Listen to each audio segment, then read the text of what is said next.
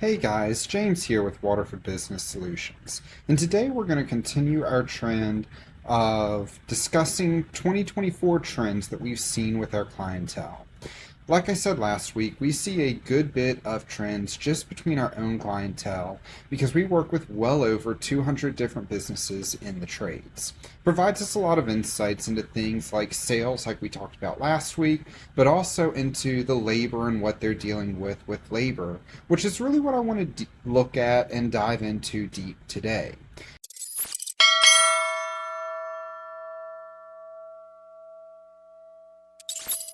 It's not going to be quite as detailed as what we kind of talked about last week. There's not quite as much that we can see there, but we still see a good bit of trends between just our regular clientele, along with being in industry chat groups and seeing what those groups are experiencing outside of our own trades and everything. Overall, with labor, it's definitely a much better year for labor here in 2024. We're not seeing as much turnover and we're not seeing as much of a demand for raises as we have in 2022 and 2023, just because overall inflation has been a good bit more stagnant this year. We're not seeing quite as many increases on everyday essentials as we've seen in the past. But we are still seeing a good bit of poaching, and not per se just for monetary things. We've seen a decent trend of a lot of people realizing that retirement is important and benefits are important, and overall clients are needing to make sure that they are not just creating a paycheck for clients, but making sure they're creating a solid work environment for their employees and for the growth of their company. As far as getting new labor and everything, it's definitely been a little bit more difficult. We're not seeing as easy for you to go out and post onto job sites and everything. And finding the skilled labor there, a lot of people have gone to ultimately deciding to train from scratch and spend a little bit more money there on training.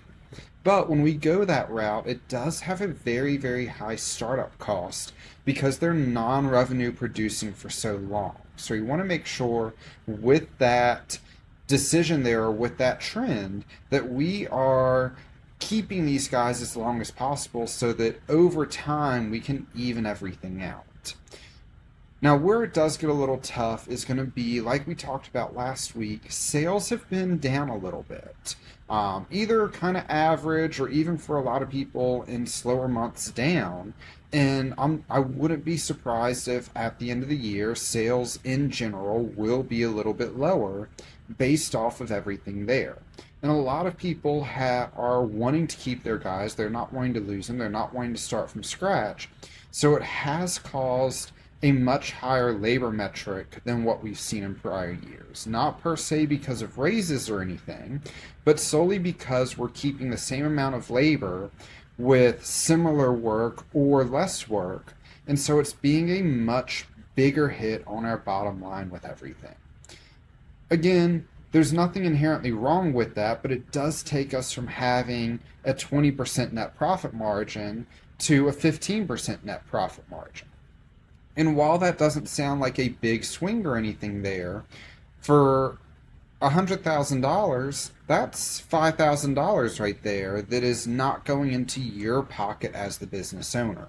So we are seeing a lot of businesses and a lot of business owners reduce down or basically taking a bigger cut on what they're profiting. Now, this isn't always a bad thing. It's going to allow you to save money on taxes because the less money you make, the less profit you have, the less money you're going to pay in taxes, but it is affecting a lot of people's personal budgets and everything.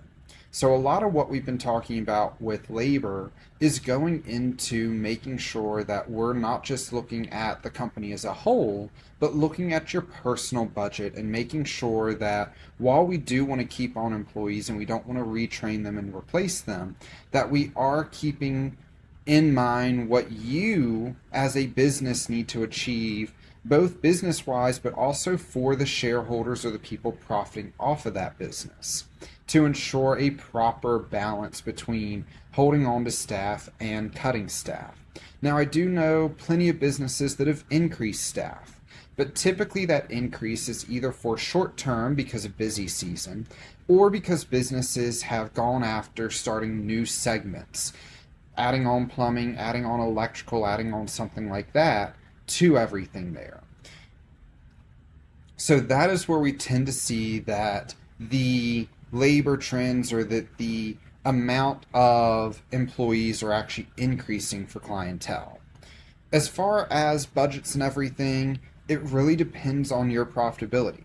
We still want to see overall that 33% average. That is a pretty good average and provides a lot of profitability for companies.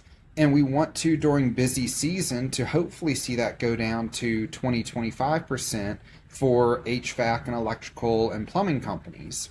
But we're seeing a lot during those busier seasons that we are keeping a little bit higher there, just solely because of a little bit less in sales. And during the slower swings, because of how much less we are in sales there, or how much lower in sales, we see a much bigger drop there. So it is important to keep track and understand everything there. As far as we look in the cleaning industries and kind of the more luxury trade areas, those are definitely a little bit more of a swing on labor, and it's a lot more difficult to get reliable labor there at the pricing that we've seen in historical pasts. So definitely some big swings that we've seen. Going through the rest of this year, we probably will see some cuts with a lot of clientele on their labor and how much they are keeping, how many staff members they're keeping on, solely because of everything slowing down and getting a little bit tighter there. So I wouldn't be too surprised to see that. Going into 25, though, I think, again, like we talked about last week, sales will probably pick up as interest rates continue to fall. So if you've got a big enough reserve fund and pocket fund there, it wouldn't hurt to hopefully hold on a little bit longer and keep on with your guys there.